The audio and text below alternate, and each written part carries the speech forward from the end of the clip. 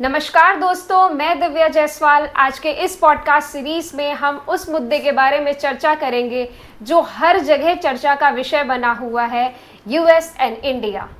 और इसके पीछे का जो मेन टॉपिक है वो है ट्रेड वॉर एंड टैरिफ। तो सबसे पहले पॉडकास्ट शुरू करने से पहले हमको ये जानना बहुत ज़रूरी है कि ट्रेड वॉर और टैरिफ क्या होता है। तो आज आपके सारे इससे रिलेटेड सवालों का जवाब देने के लिए हमारे साथ हैं मिस्टर राजेश शुक्ला सर। और सर, ज़्यादातर आज के टाइम पे कई सारे ऐसे भी लोग होंगे जो अनभिज्ञ होंगे कि ट्रेड वॉर की असली मीनिंग क्या है, या टैरिफ क्या है, या उसके मेन ऑब्जेक्टिव्स क्या हैं, या ट्रेड वॉर शुरू होने का कारण क्या है।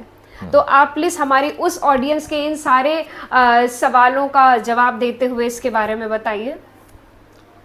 दिव्या जी, थैंक यू एक बार फिर से मुझे अपने साथ इस चर्चा में शामिल करने के लिए। आपने सही कहा, ग्लोबली ये आज इतना चर्चा का विषय बना हुआ है। ट्रेड वॉर शायद चर्चा का विषय कम है, भारत के साथ अमेरिका के संबंधों पे चर्चा ज़्यादा है जी।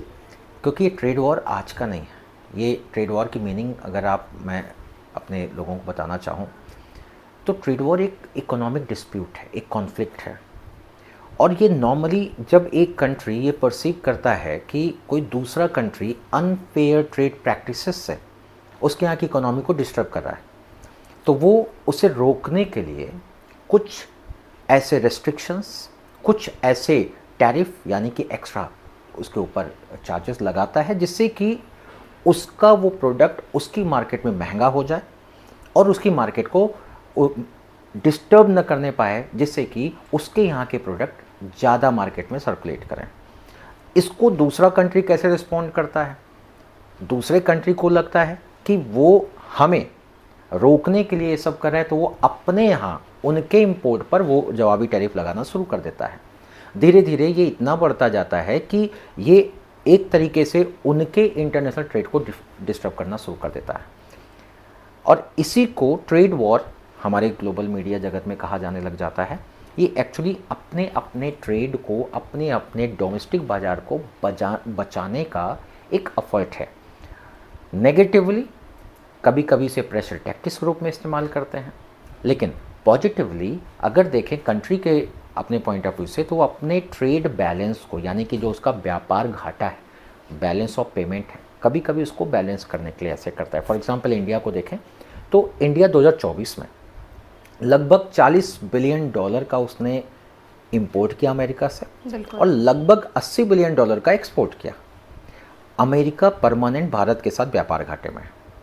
ये व्यापार घाटा लगभग डबल का है। तो ऐसी स्थिति में वो अपने यहाँ के लॉबी से परेशान कि क्योंकि यहाँ पर कई सारे ऐसे सेक्टर हैं जो अमेरिका के लिए बंद है, लेकिन अमेरिका में कोई सेक्टर भारत के लिए बंद नहीं है।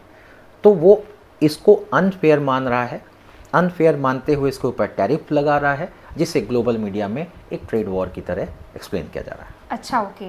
तो सर, जैसा कि 2018 में चाइना और यूएस का भी इसी तरीके का एक ट्रेड वॉर था जो कि काफ़ी चर्चा में था, तो उसके शुरू होने के क्या कारण थे सर? उसका कारण भी कमोबेश यही जो मैंने बताया इसी की तरह का था, क्योंकि चाइना के साथ अमेरिका का भी जो भुगतान संतुलन था, बैलेंस ऑफ पेमेंट या ट्रेड बैलेंस जिसे हम कहेंगे, वो नेगेटिव था। उसको लेकर ट्रंप के पहले कार्यकाल की बात करें तो ट्रंप प्रशासन ने कई सारी वस्तुओं पर टैरिफ लगाया। चाइना ने जवाबी टैरिफ लगाया। बाद में ट्रंप चले गए, बिडेन प्रशासन आया, उसने भी उसको कंटिन्यू किया। बिल्कुल। बाद में जाकर एक ट्रेड डील होती है जिसमें यह हुआ कि लगभग $200 बिलियन का आयात ऐसा करेगा कि अमेरिकी वस्तु चाइना के बाज़ार तक पहुँचाएं। दोनों ने फर्स्ट लेवल का एक समझौता किया, चाइना ने और अमेरिका ने। लेकिन बाद में कोरोना आ गया, जिसके कारण चाइना अपना ये जो कमिटमेंट है पूरा नहीं कर पाया, जिसके कारण उसके ऊपर और टैरिफ लगाने की बात की जाने लगी। बाद में चाइना ने एडिशनल मार्केट ढूंढे और अपने बाज़ार को और एक्सपैंड करने की कोशिश किया। वो अभी उसका ट्रेड वॉर ख़त्म नहीं हुआ है, क्योंकि भारत में तो 50% है, उसके ऊपर 125% के ऊपर है, यानी कि चाइनीज़ प्रोडक्ट के ऊपर 125%, 125% से ज़्यादा का कई सारी वस्तुएं जिनके ऊपर टैरिफ लगा हुआ है। हमारे यहाँ तो 50% मैक्सिमम। तो लेकिन ओवरऑल देखा जाए तो ट्रेड वॉर कहीं ना कहीं कंट्रीज़ इस प्रैक्टिसेस में, अनफेयर प्रैक्टिसेस को रोकने के लिए जब टैरिफ और रिटेलिएशन में टैरिफ लगाए जाते हैं तो यहीं से ट्रेड वॉर स्टार्ट होता है। अच्छा सर, तो इस ट्रेड वॉर या टैरिफ का हमारी ग्लोबल इकोनॉमी या हमारे जो कंज्यूमर्स हैं इन पे क्या फ़र्क पड़ता है? देखिए, सीधा फ़र्क पड़ता है। चूँकि हम लोग नॉर्मली यूएस और इंडिया की बात कर रहे हैं, तो अगर अमेरिका ने भारत के इन प्रोडक्ट पर लगाया है टैरिफ, क्या इम्पैक्ट होगा? हमारी कंपनियां, देखिए हमारा टेक्सटाइल, हमारा जेम्स एंड ज्वेलरी या हमारे जो सी फूड्स हैं, ये उनके बाज़ार में 15% की हिस्सेदारी रखते हैं। बिल्कुल। और अगर देखा जाए तो एक बड़ा क्षेत्र यानी एक बड़ा सेक्टर एम्प्लॉयमेंट पाता है इसमें। अब अगर ये व्यापार प्रभावित होगा, कंपनियां बंद होगी तो अनएम्प्लॉयमेंट आएगा, साथ ही साथ भारत ट्रेड डेफिसिट में जाएगा अल्टीमेटली, क्योंकि अगर वो $80 बिलियन का एक्सपोर्ट कर रहा है, $80 बिलियन में से अगर $40 बिलियन इन सेक्टर्स का है तो नेचुरल सी बात है किसको नुकसान होगा? हमारे ट्रेड को नुकसान तो होगा ही होगा, साथ ही साथ हमारे यहाँ की जो कंपनियाँ जो एक्सपोर्ट ओरिएंटेड हैं उन पर इम्पैक्ट आएगा। उसका 50 लाख लोगों पर डायरेक्ट इनडायरेक्ट इम्पैक्ट पड़ेगा। कुछ तो अनएम्प्लॉयड हो जाएंगे, कुछ के ऊपर इनडायरेक्ट इम्पैक्ट उसका पड़ेगा, लेकिन ये भारत को प्रभावित करेगा। बिल्कुल। अगर इसका हम प्रिकॉशंस देखें कि और क्या क्या हो सकता है, अमेरिका का ये जो ट्रेड का एक चाल है, इसे कहेंगे भारत के साथ उनका एक ये चाल है। उनका कहना है कि आप अनफेयर प्रैक्टिसेस कर रहे हो, हम आपको फ्री मार्केट दे रहे हैं, आप अपने यहाँ पर हमारे यहाँ के चीज़ों को इस नाम पर कि आपने अपने यहाँ के प्राइमरी सेक्टर को प्रोटेक्ट कर रखा है, आप हमारे प्रोडक्ट पे इतना हैवी टैक्सेशन लगाते हो, दिस इज़ अनफेयर। अगर आप लगा रहे हो हम भी लगाएंगे। अच्छा सर, इस ट्रेड वॉर के नकारात्मक पहलुओं के साथ साथ तो इसके कुछ सकारात्मक भी पहलू होंगे, तो क्या इसको एक पॉजिटिवली किसी तरीके से देखा जा सकता है कुछ फेसेस के अंदर? देखिए, ट्रेड वॉर जब होता है, मैंने अभी बताया कि दोनों कंट्रीज़ एक दूसरे पे आरोप लगाते हैं कि उनके साथ अनजस्टिस हुआ है या फिर अनफेयर ट्रेड प्रैक्टिसेस हैं, और ऐसे में एक दूसरे के ऊपर लगा, यानी कि हमारा एक्सपोर्ट जो हमने किया है उस कंट्री में महंगा हो जाएगा, तो वो अपने देश के जो डोमेस्टिक प्रोड्यूसर्स हैं उनको प्रोडक्शन मिल रहा है, तो उनके लिए तो अच्छा हो गया। हमारे यहाँ जो लोग एक्सपोर्ट कर रहे हैं उनके ऊपर नेगेटिव इम्पैक्ट पड़ा। क्यों? क्योंकि अब उनका सामान महंगा हो गया, तो वहाँ पर अभी जैसा कि अब मैं आपको बताऊँ, लास्ट हमारे यहाँ के फार्मास्यूटिकल्स या टेक्सटाइल इंडस्ट्री जुड़े हुए लोगों ने स्पष्ट तौर पे ये बताया कि अमेरिकी कंपनियां उनसे 20% का डिस्काउंट मांग रही हैं। वो कह रही हैं कि टैरिफ लगने के बाद सामान महंगा हो गया, तो सेल नहीं हो पाएगा, तो आप डिस्काउंट करो।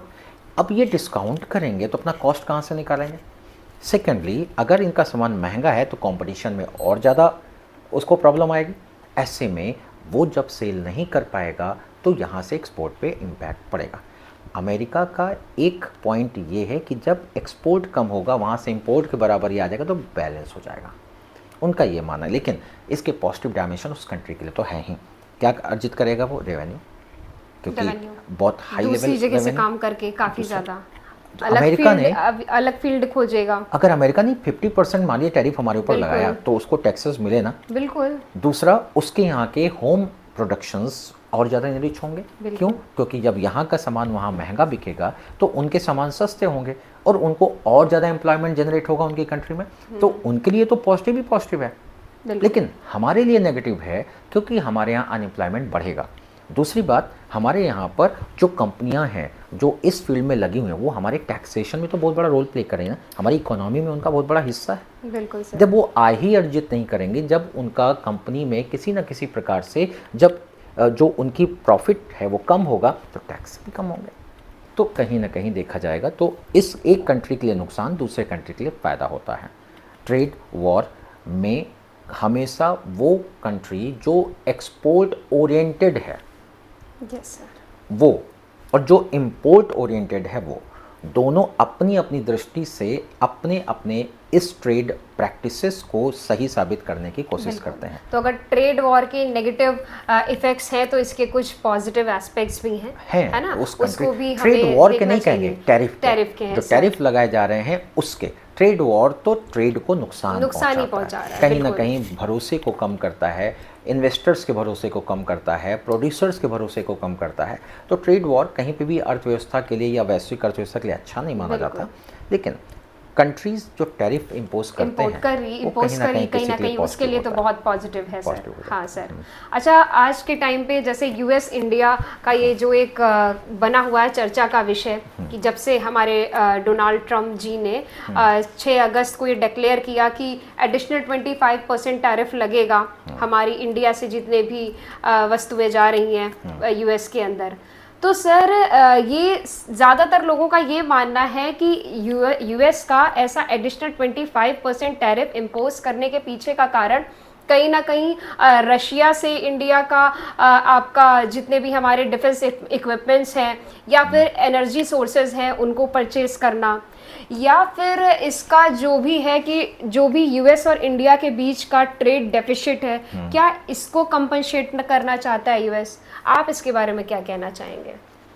देखिए दिव्या जी, कई सारे इसमें ओपिनियंस हैं, लेकिन मैं आपको ये बता दूं कि 25% जो 6 अगस्त को यानी जो 7 से लगा है वो रशिया के साथ ट्रेड के कारण नहीं है। जो रशिया के साथ ट्रेड वाला है वो अभी 27 तारीख से लगा है, क्योंकि ये 25% कहा गया था कि अगर इसने तेल लेना बंद नहीं किया तब हम लगाएंगे, और भारत ने बंद नहीं किया, तो ये यानी 50% टैरिफ है। 25% उसने इनिशियली लगाया था कि ट्रेड इम्बैलेंस है, तो इस वजह से हम लगाएंगे। एक्चुअली अगर हम ट्रंप प्रशासन के ही अधिकारियों के तरफ से बात करें तो उनका मानना है कि ये कहीं से इम्बैलेंस का रिजल्ट नहीं है, क्योंकि तो लॉन्ग टाइम से है।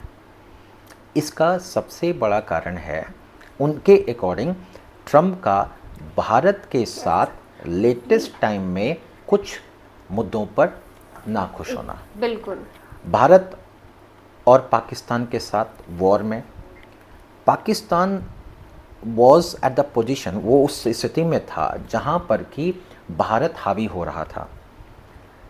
अमेरिका ऐसी स्थिति में उसे अपना बफर जोन बनाने के लिए एक वहाँ पर अपनी रेपुटेशन अर्जित करना चाह रहा था, और ओसामा बिन लादेन को न्यूट्रलाइज करने में पाकिस्तान ने जो हेल्प किया था, अमेरिका को स्पष्ट तौर पर लगता है कि पाकिस्तान को बहुत आसानी से कन्विंस किया जा सकता है चीज़ों के लिए, इंडिया को नहीं। लेकिन उस समय उसे एक मौका मिला कि इंडिया और पाकिस्तान के वॉर में अपनी बादशाह दिखाकर वो दोनों को अपना सबॉर्डिनेट टाइप का विश्व को दिखा देगा। लेकिन इंडिया ने रिफ्यूज़ कर दिया। इंडिया ने कहा कि हमें कोई मीडिएशन नहीं चाहिए, पाकिस्तान भारत आपस में निपटाएंगे। इससे ट्रंप के रेपुटेशन को इस एशियन उसमें कॉन्टिनेंट में एक धक्का लगा। उनको पर्सनली इसका बुरा लगा, इसमें कोई दो राय नहीं, क्योंकि उन्होंने शाम को बताया, अगले दिन हमारे डिपार्टमेंट ने कह दिया कि नो, ऐसा कोई बात नहीं है, यानी उनको झूठा साबित किया। दूसरी चीज़, उनका एक बहुत बड़ा उनकी इम्पोजिशन पे एक अलग तरीके का इम्पैक्ट गया। और दूसरी चीज़ मैं आपको बताऊं कि वो ईगो इशू बना चुके हैं अपने यूक्रेन वॉर को बंद कराने के लिए। बिल्कुल। उनको ये लगता है कि he is the supreme power, अब वो यूक्रेन वॉर को बंद करा के अपनी बादशाह पूरे विश्व में फिर से स्थापित कर लेंगे। चाइना को, जो चाइना ने इस दौरान दिखाया है कि चाइना अगला सुपर पावर वो रिप्लेस कर सकता है अमेरिका को। कहीं ना कहीं एक तरीके का इंडिया पे एक प्रेशर डालने का भी प्रयास है सर, यूएस का। उधर यूक्रेन को वॉर रुकाने के लिए वो लगे पड़े और बहुत सारा पैसा यूक्रेन में खर्चा कर रहे हैं हथियारों में। और भारत रूस के साथ जो अपना ऑयल का ट्रेड कर रहा है उसमें एक बहुत बड़ा अमाउंट उसको ट्रांसफ़र कर रहा है। बिल्कुल।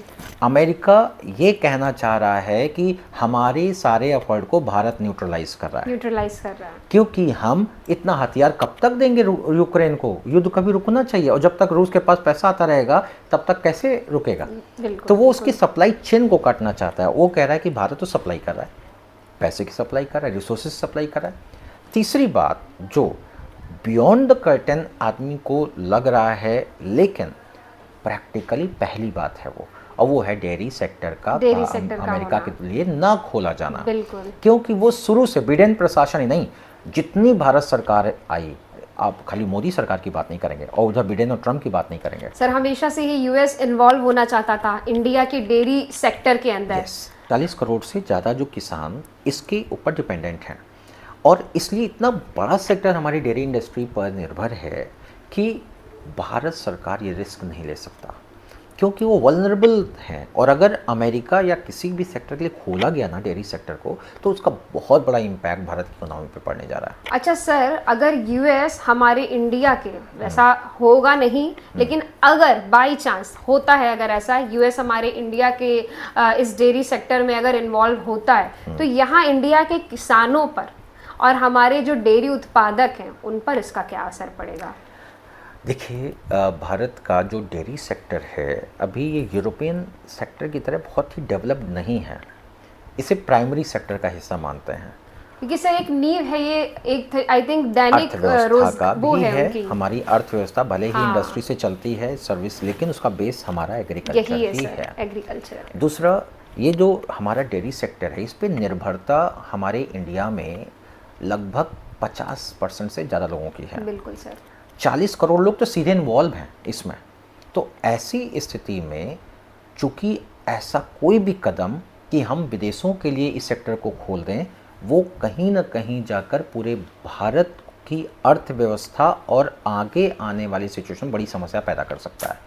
जब तक हम टेक्नोलॉजिकली नहीं वो जाते हैं, जब तक हम अपनी रिवोल्यूशन के लेवल पर ना पहुंच जाएं कि डेयरी सेक्टर को हम एक इंडस्ट्रियल सेक्टर की तरह कन्वर्ट कर पाएँ, तब तक अमेरिका जैसे देशों को या जो डेवलप कंट्रीज़ हैं जो खाली प्रॉफिट के लिए यहाँ पर आएंगे, उन्हें यहाँ पर एंट्री देना भारत के इस सेक्टर के लिए बड़ा हानिकारक हो सकता है। और यही कारण है कि चाहे वो कांग्रेस की सरकारें रही हों, चाहे भाजपा की सरकार हो, किसी ने भी इस सेक्टर को ओपन नहीं किया, क्योंकि ये ओपन करना भारत की रीढ़ पर प्रहार कर देने जैसा होगा। क्योंकि यहाँ के सर इंडिया के ज़्यादातर किसान इसे दैनिक अपनी एक उसकी तरीके से लेते हैं कि हमारी ज़रूरत है, एक बेसिक नीड की तरीके से इसको लेते हैं, और इतना टेक्नोलॉजी में भी हमारे यहाँ पे अभी हाई नहीं है। तो अगर अमेरिका घुसा तो इसका काफ़ी ज़्यादा एक नेगेटिव इम्पैक्ट हो सकता है सर। वहाँ के डेयरी प्रोडक्ट जो हैं वो उनको एक असिस्टेंस है, उनको एक हाई टेक्नोलॉजी का लाभ है, उनको अच्छी मार्केट का लाभ है। अब वो कहीं ना कहीं भारत के बाजार पे कब्जा कर लेंगे और कब्जा करने के बाद जो असर पड़ेगा वो 40 करोड़ 50 करोड़ लोगों पर पड़ेगा। उनके घरों में पड़ेगा सर, उनके से जुड़े हुए उनके परिवारों पे पड़ेगा, उनकी सेविंग पर असर पड़ेगा, इन्वेस्टमेंट पे असर पड़ेगा, अल्टीमेटली जीडीपी को अफेक्ट करेगा, ओवरऑल इकोनॉमिक डेवलपमेंट को करेगा। तो बहुत सोच समझ के भारत सरकार ने फैसला लिया है, तो इसमें किसी को इन्वॉल्व नहीं करेंगे। तो आई थिंक आज के इस पॉडकास्ट में हमारे ट्रेड वॉर और टैरिफ से जुड़े हुए जितने भी सवाल आज के टाइम पे सबके मनों में होंगे, तो सर ने उन सारे ही सवालों के जवाबों का हल दिया इसमें। Thank you so much sir. और आप इससे रिलेटेड क्या हमारे ऑडियंस से कुछ कहना चाहेंगे? तो मैं चाहूँगी 2 लाइन में आप कुछ कहें। दिव्या जी, ये तो एक सामान्य चर्चा का विषय है। कंट्रीज़ के बीच कोई परमानेंट एनिमिटी या कोई फ्रेंडशिप ऐसी नहीं होती, पर्सनल इंटरेस्ट से चलते हैं। भारत सरकार जो आज ट्रम्प के दोस्त होने का हम दम भर रहे थे, नेचुरल सी बात है, ये हमें एक नया एवेन्यू प्रोवाइड करेगा। बिल्कुल। भले ही हमें आज लग रहा है कि हमारी कंपनियों को नुकसान होगा, but we will search for the new markets, new sir, क्योंकि आज के टाइम पे इसके बारे में सुन के काफ़ी लोगों के मनों में डर है कि इसके भविष्य में भारत की इकोनॉमी पे इसका क्या असर पड़ेगा। जहाँ आज भारत पूरे विश्व में कहाँ जाना जा रहा है, तो कल को क्या इस पे क्या आ सकता है? देखिए, मैं आपको बताऊं, तो इसके सॉल्यूशंस जानना बहुत ज़रूरी है आज की ऑडियंस के लिए। भारत का अमेरिका के साथ लगभग 18% ट्रेड, बिल्कुल, हमारे टोटल ट्रेड में 18% अमेरिका के साथ है, और अभी वो चाइना को सरपास करके पहले नंबर पे आ गया था अमेरिका। वहाँ पर हम सरप्लस में थे और वहाँ पर अमेरिका हमारे साथ भुगतान असंतुलन की स्थिति में था। तो इसलिए असर तो पड़ेगा, क्योंकि हमारे 18% ट्रेड बहुत बड़ी चीज़ होती है, ख़ास तौर पे बेसिक सेक्टर जिसमें टेक्सटाइल जैसी चीज़ें हैं जो हमारा आधार माने जाता है। असर तो पड़ेगा, लेकिन नई मार्केट, नया एवेन्यू मिलेगा। जब आपको याद होगा, इंदिरा गांधी जी जब गई थी अमेरिका, उनके साथ बेहतर ढंग से व्यवहार नहीं हुआ था, लौट कर मिसाइल संपन्न देश बन गए।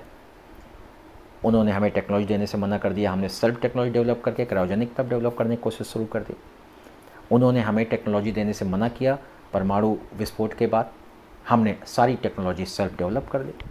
तो ये तो एक बहुत अच्छा मौका भी हो सकता है। हमारी अपनी कंपनियां नए बाज़ार के लिए जाएंगी, नए बाज़ार में वो अपने आप को उस तरह से स्थापित करेंगी जहां पर कि वो आगे आने वाले समय में अपने व्यापार को न सिर्फ बढ़ाएंगे बल्कि एक नया भारत का एक मिनी भारत अलग अलग जगहों पे बनना शुरू हो जाएगा। और लॉबिंग हमारी राजनीतिक चीज़ों में भी हमको मदद करेगा। जैसे कि इसके नकारात्मक पहलू है तो सकारात्मक भी कई रूपों में है और इसको हम पॉजिटिव रूप में ही देखेंगे।